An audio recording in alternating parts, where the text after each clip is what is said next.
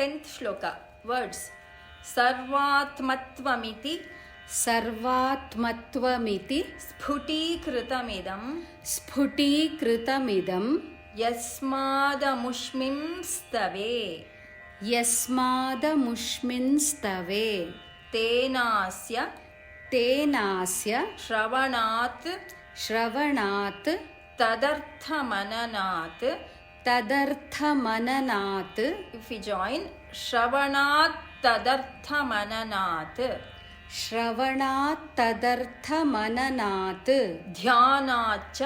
ध्यानाच्च संकीर्तनात् full line. तेनास्य श्रवणात् तदर्थमननात् ध्यानाच्च संकीर्तनात्. तेनास्य श्रवणात् तदर्थमननात् ध्यानाच्च संकीर्तनात्.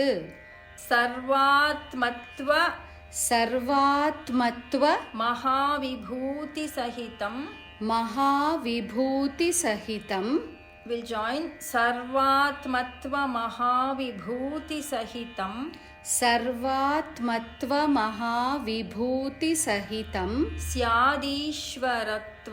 स्यादीश्वरत्वं स्वतः. full line.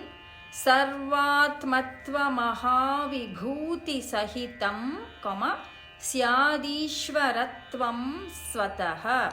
सर्वात्मत्व महाविभूतिसहितं स्यादीश्वरत्वं स्वतः. सिद्ध्येत् तत्पुनरष्टधा परिणतं चैश्वर्यम् अव्याहतम्.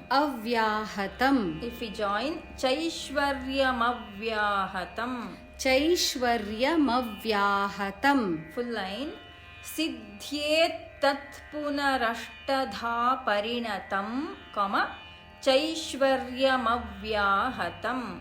सिद्ध्येत् तत्पुनरष्टधा परिणतं चैश्वर्यमव्याहतम्. with tune. सर्वात्मत्वमिति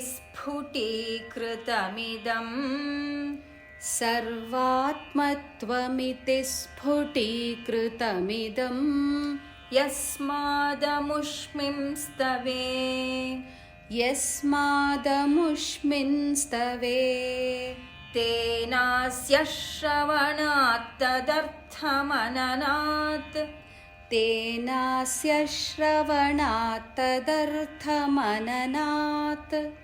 ध्यानाच्च संकीर्तनात्.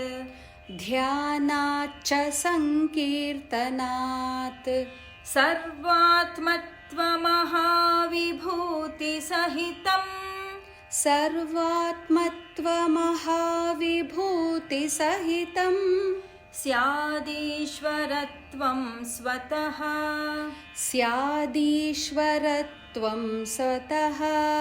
सिद्ध्येत् तत्पुनरष्टधा परिणतं चैश्वर्यमव्याहतम्. full shloka. सर्वात्मत्वमिति स्फुटीकृतमिदं यस्मादमुष्मिंस्तवे तेनास्य श्रवणात् तदर्थमननात् ध्यानाच्च संकीर्तनात्. सर्वात्मत्व महाविभूतिसहितं स्यादीश्वरत्वं स्वतः. सिद्ध्येत् तत्पुनरष्टधा परिणतं चैश्वर्यमव्याहतम्.